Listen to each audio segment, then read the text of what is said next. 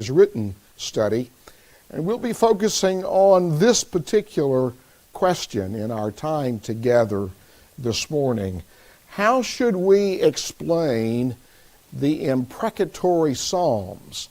And Dee is scrunching up her face. That may be a term that you're not familiar with. And so let me begin by defining imprecation. The dictionary says that it means to invoke evil or a curse upon. Comes from a Latin term. An imprecation is an invocation of judgment, calamity, or curse uttered against one's enemies or the enemies of God.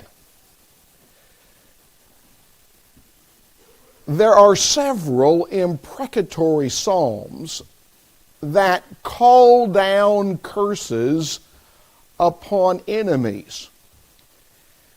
And they can be quite troubling to Bible students because, first of all, as you well know, the Bible condemns vengeance and taking retaliation.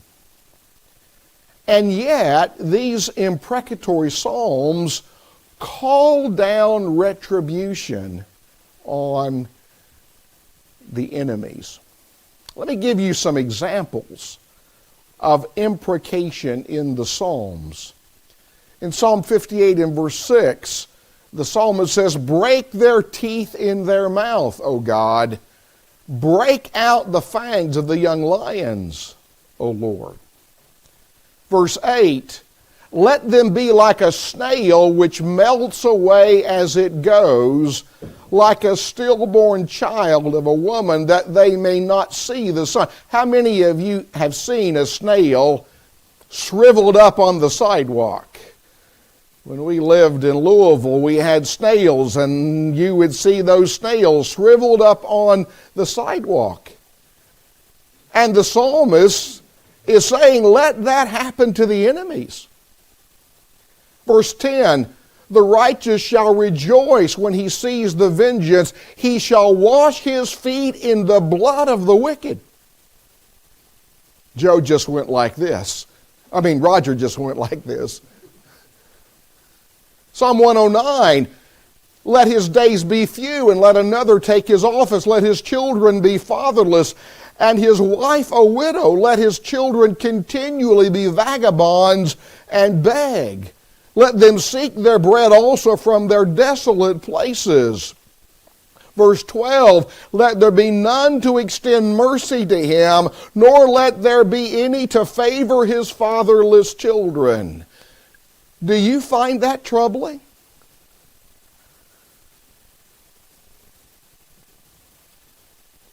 Verse 13, "Let his posterity be cut off."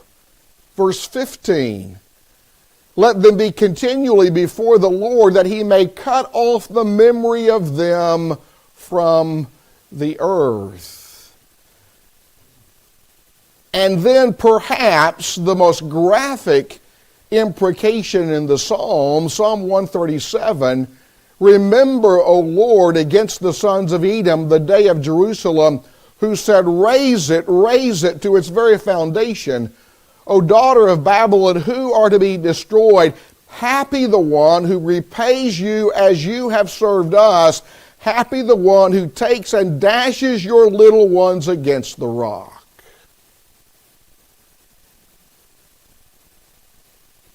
So what are we to say about the imprecatory Psalms? Perhaps we have not been troubled by the imprecatory Psalms because we are so unfamiliar with the Psalms, we didn't even know these statements were in the Bible, but they are there.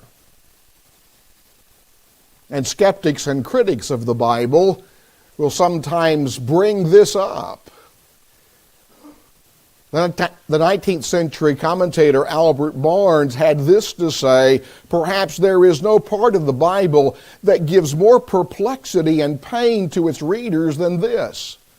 perhaps nothing that constitutes a more plausible objection to the belief that the Psalms are productions of inspired men than the spirit of revenge which they sometimes seem to breathe, and the spirit of cherished malice and implacableness which the writers seem to manifest. Now, scholars count the imprecatory Psalms differently. Here's a list of 14. Some might have more or some might have less, but let me point out to you that the 14 Psalms that are on this chart are written by David and Asaph and by an anonymous writer. It might be more accurate for us to talk about imprecatory passages. And in this verse, or this chart, I have 98 verses from 32 Psalms. But brothers and sisters, imprecation is not just found in the Psalms, it's found in other places in the Bible. The prayer of Moses, the song of Deborah, the prayers of Jeremiah and Nehemiah. It's found even in the epistles of Paul, and it's found in the book of Revelation. And so what are we to say about those troubling imprecations? Willem van Gemeren makes this observation: in these prayers, the people of God prayed for the Lord's judgment, vengeance, and curse on their enemies. Their hatred for their enemies seems so opposed to the teaching of Jesus Christ and to the Christian emphasis on love that we must ask, how can a Christian read, sing, or pray the imprecatory Psalms? How do these expressions of hatred correspond to Christ's teaching on love? Those are good questions. And by the way, in some of the Psalms that Barry has brought to our attention recently in our Sunday morning Bible class, there have been imprecations. In addition to all of that, there are Psalms that contain imprecation that are quoted in the New Testament. And so what are we to say? How should we explain the imprecatory Psalms?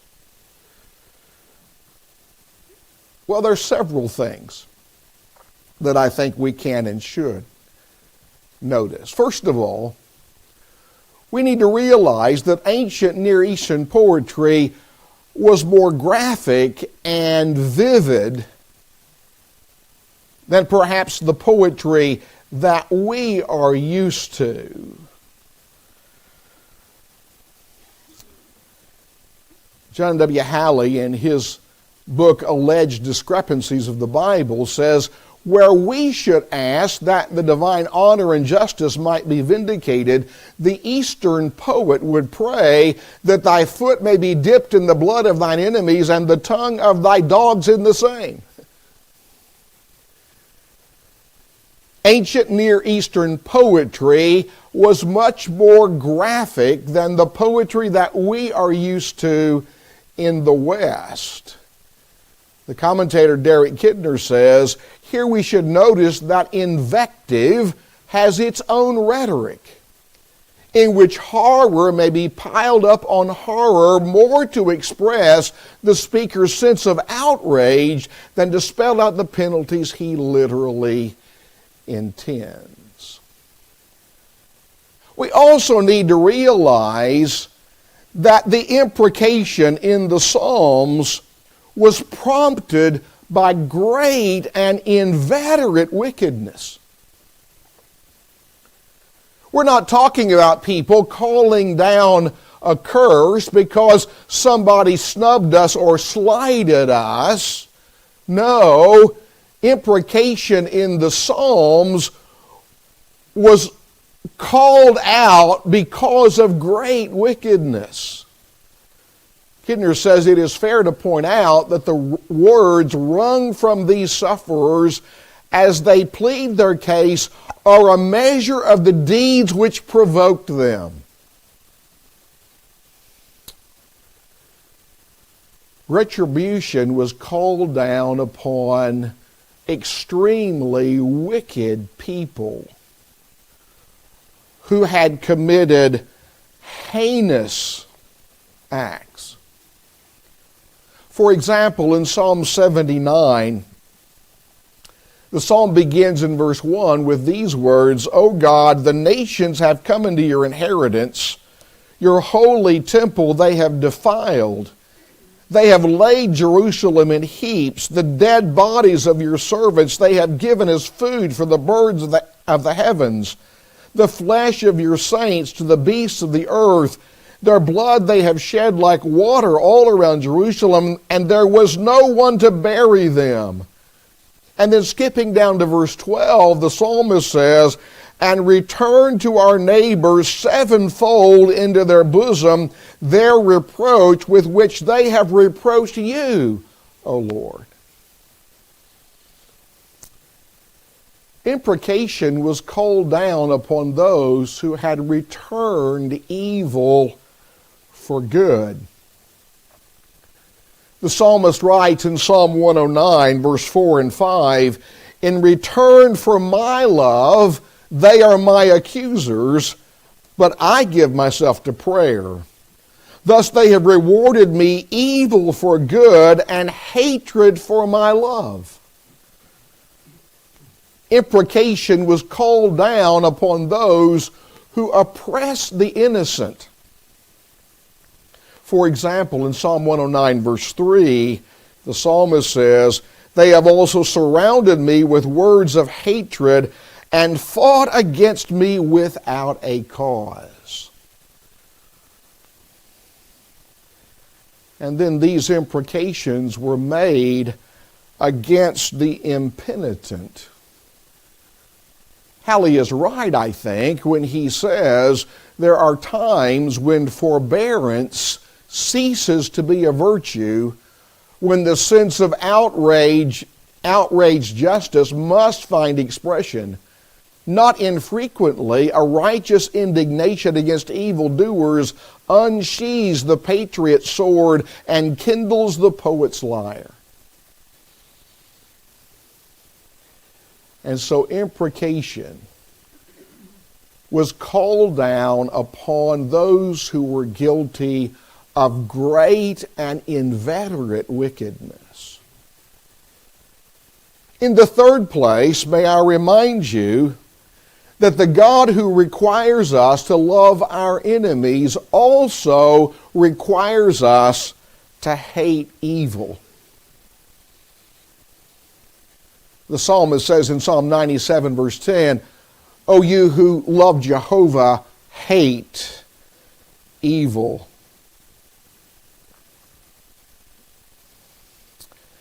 C.S. Lewis observes that the cry of the psalmist may be explained because they took right and wrong more seriously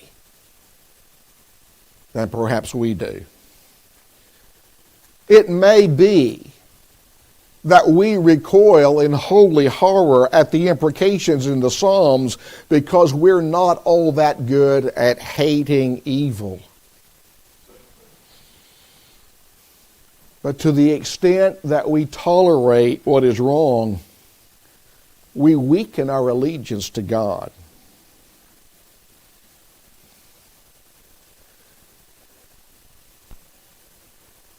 These writers say, "We whose anger ever trembles on the brink of sinfulness do well to admit that we could not guiltlessly voice these sentiments.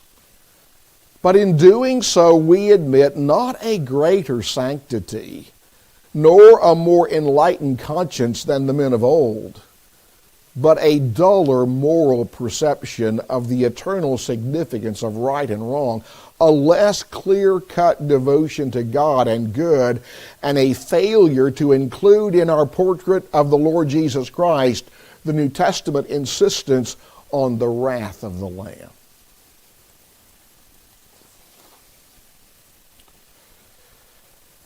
We also need to realize that imprecation in the Psalms was based upon the prior promises and prophecies of God. For example, in Genesis chapter 12 and verse 3, when God gave those three great promises to Abraham, a land, a nation, and the seed promise, God said, I will bless those who bless you, and I will curse him who curses you, and in you all the families of the earth shall be blessed. Well, I can't take the time to read the passage that I'm going to mention, Psalm 109, verse 9 and 10. Let me just say to you that it is an echo of God's promise to vindicate widows and orphans. And Psalm 137, verse 9, is an echo of God's promise to judge wicked nations. We also need to realize, and this is vitally important, that the imprecations in the Psalms were appeals for God to act.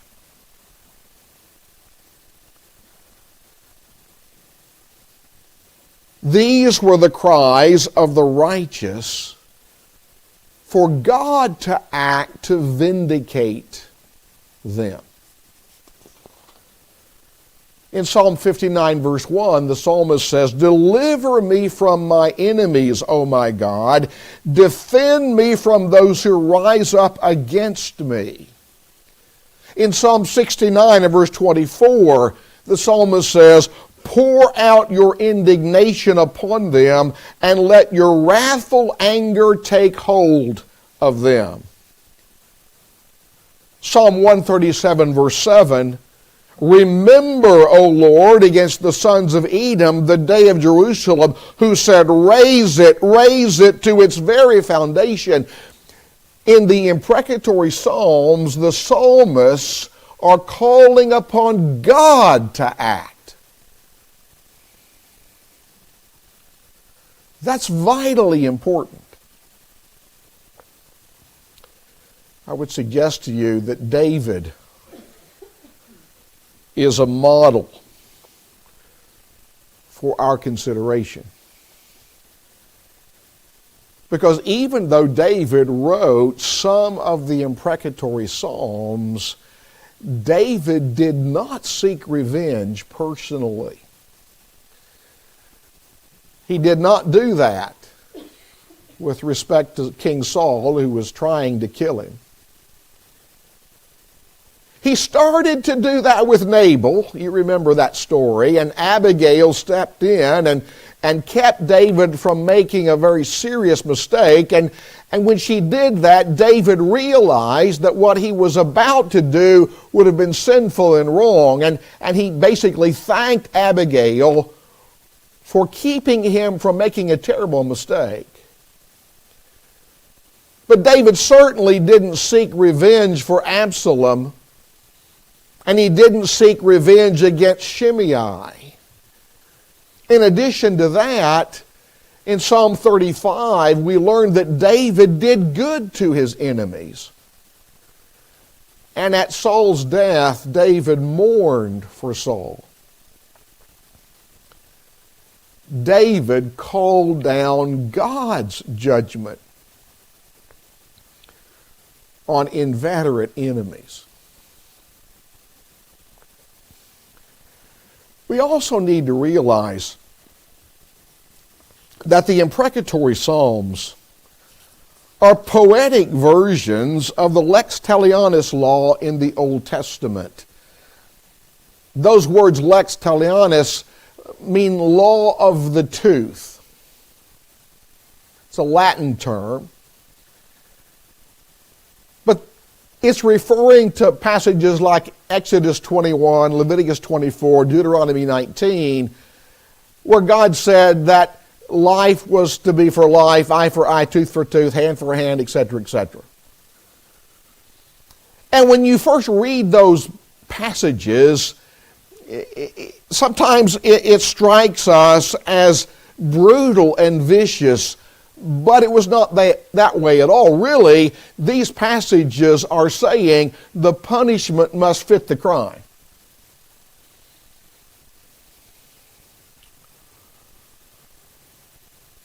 And the imprecations in the Psalms are poetic versions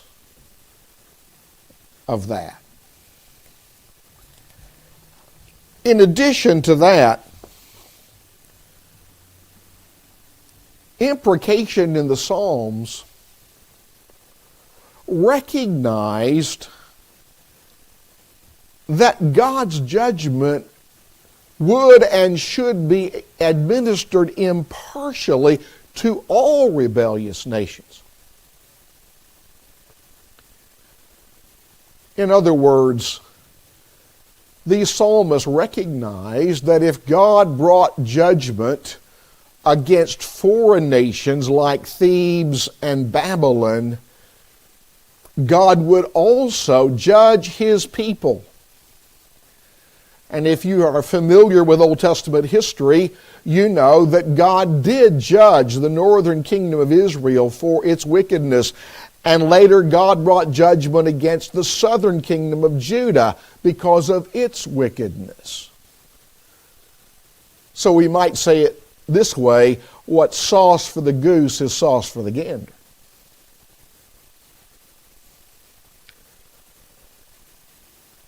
To say perhaps the same thing in a slightly different way, the psalmist recognized that if they were guilty of wickedness, they could very well suffer the same kind of fate. In Psalm 137, the psalmist writes in verse 5 and verse 6, "If I forget you, O Jerusalem, let my right hand forget its skill. If I do not remember you, let my tongue cling to the roof of my mouth. If I do not exalt Jerusalem above my chief joy." The psalmist who wrote those words was not self-righteous, but rather self-conscious about his own potential sinfulness and what the results would be. At least in some cases. For example, the violent imprecation called down upon Edom in Psalm 137, those imprecations were made at least in part because Edom had trespassed the law of love and kindness.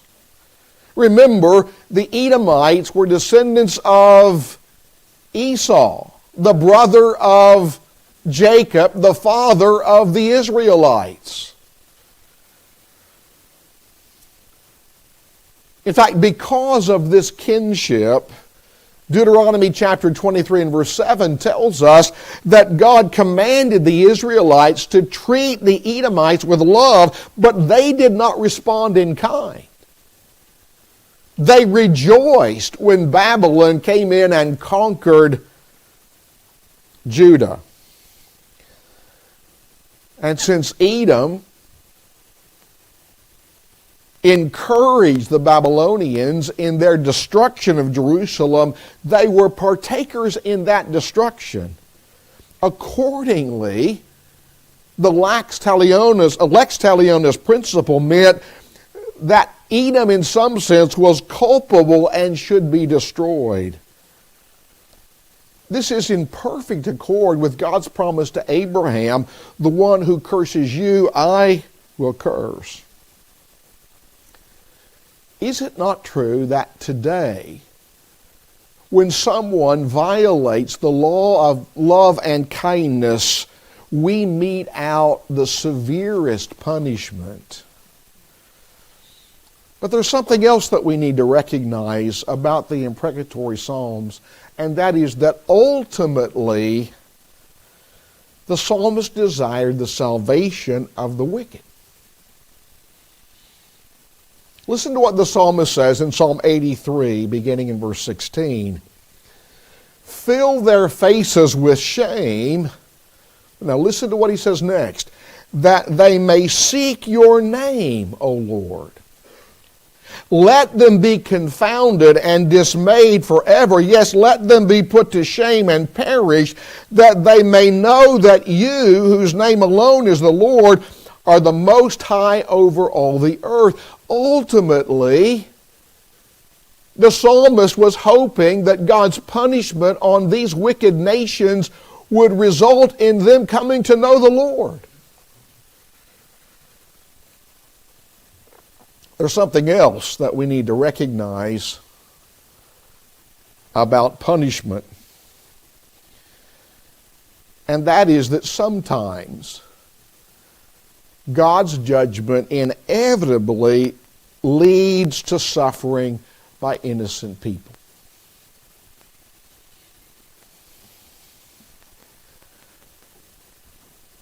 Notice what Ezekiel says in Ezekiel chapter 21. And the word of the Lord came to me, saying, Son of man, set your face toward Jerusalem, preach against the holy places, and prophesy against the land of Israel, and say to the land of Israel, Thus says the Lord, Behold, I am against you, and I will draw my sword out of its sheath, and cut off both righteous and wicked from you. Because I will cut off both righteous and wicked from you, therefore my sword shall go out of its sheath against all flesh from south to north, that all flesh may know that I, the Lord, have drawn my sword out of its sheath. It shall not return any more.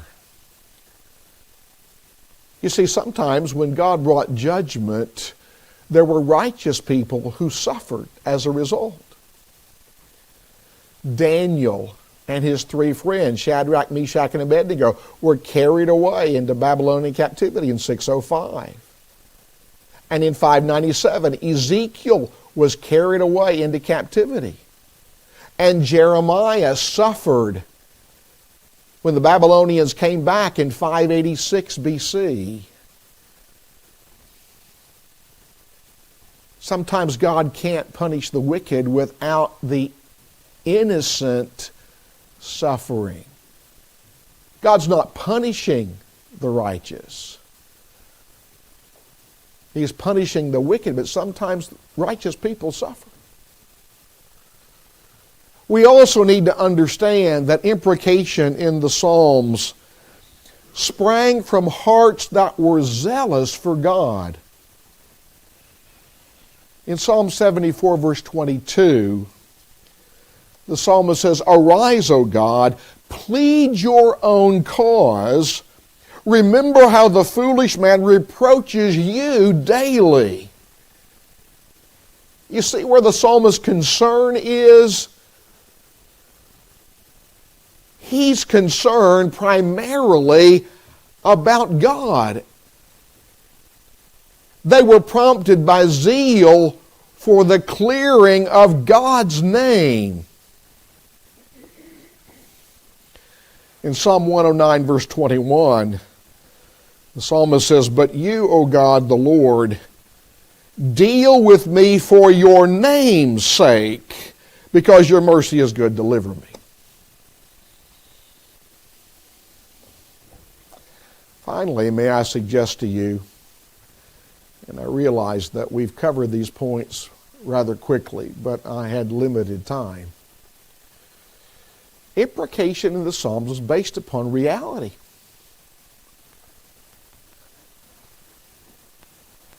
Listen to what the psalmist says in Psalm 143, verse 11 and 12. Revive me, O Lord, for your name's sake. For your righteousness' sake, bring my soul out of trouble. But now listen to what he says in the next verse. In your mercy, cut off my enemies and destroy all those who afflict my soul, for I am your servant. I think Hubert Richards was right when he said, the victory of God cannot be had without the crushing of evil. It is an absurd sentimentality to want the one without the other. God can't rescue the righteous without destroying the wicked.